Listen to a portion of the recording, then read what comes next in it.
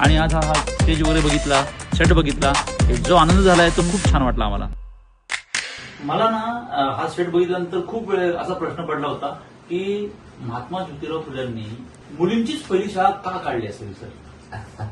हा एक खूप इंटरेस्टिंग प्रवास आहे खरं तर, आणि हे तुम्हाला येत्या काही एपिसोडमध्ये उलगडून दाखवलं जाईल. जसं डॉक्टर बाबासाहेब आंबेडकर म्हटल्यानंतर संविधान शब्द तयार होतो, तसा महात्मा ज्योतिराव फुले म्हटल्यानंतर मुलींची पहिली शाळा. सावित्री प्रत्येक घरात असते. म्हणजे सावित्रीबाई फुले या केवळ इतिहासात नव्हत्या, या केवळ मालिकेत नाही. म्हणजे जेव्हा जेव्हा नवऱ्याच्या सोबतीनं पदर खोचून लढायची वेळ येते ना, मग ती शेतकरी घरात असते, ती कष्टकरी घरात असते, ती व्यवसाय करणाऱ्या घरात असते, नोकरीच्या घरातही असते. म्हणजे संसाराचा गाडा ओढताना ती ठामपणे त्याच्याबरोबर उभी असते. अंतर्मुखून आपल्याला प्रश्न विचारायचा आहे की ज्योतिरावांची मानसिकता आपल्यात आहे का?